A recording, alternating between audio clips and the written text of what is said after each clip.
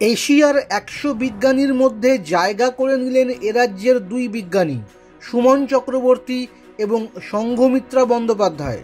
সুমন খড়গপুর আইআইটির অধ্যাপক গবেষক, আর সংঘমিত্রা কলকাতার ইন্ডিয়ান স্ট্যাটিস্টিক্যাল ইনস্টিটিউটের ডিরেক্টর।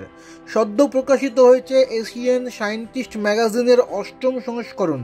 ২০১৬ সাল থেকে প্রতি বছর এশিয়ায় বিজ্ঞানে অসামান্য গবেষণায় যুক্ত বিজ্ঞানীদের কথা তুলে ধরা হয় এই পত্রিকায়। এবার সেখানে ভারতের ১৭ জন বিজ্ঞানীর কথা রয়েছে। সেই তালিকায় রাজ্য থেকে আছেন সুমন এবং সংঘমিত্রা। গত বছর শিক্ষক দিবসে রাষ্ট্রপতির হাত থেকে উচ্চশিক্ষায় প্রথম জাতীয় শিক্ষক সম্মান আইআইটির অধ্যাপক গবেষক সুমন।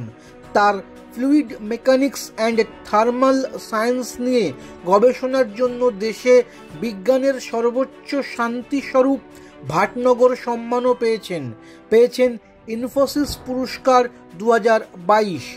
সংঘমিত্রা কলকাতার ইন্ডিয়ান স্ট্যাটিস্টিক্যাল ইনস্টিটিউটের ১৯৯৯ সালের মেশিন ইন্টেলিজেন্স বিভাগে অধ্যাপিকা হিসেবে যোগ দিয়েছিলেন। ২০১৫ সালে ডিরেক্টর পদে উন্নীত হন, এখনও সেই পদেই আছেন। ২০২২ সালে বিজ্ঞান ও প্রযুক্তিতে পদ্মশ্রী পান সংঘমিত্রা। এছাড়াও দেশি বিদেশি অসংখ্য পুরস্কার রয়েছে তার ঝুলিতে, যেমন ভাটনগর পুরস্কার, ইনফোসিস পুরস্কার, টুয়াস প্রাইজ ইত্যাদি।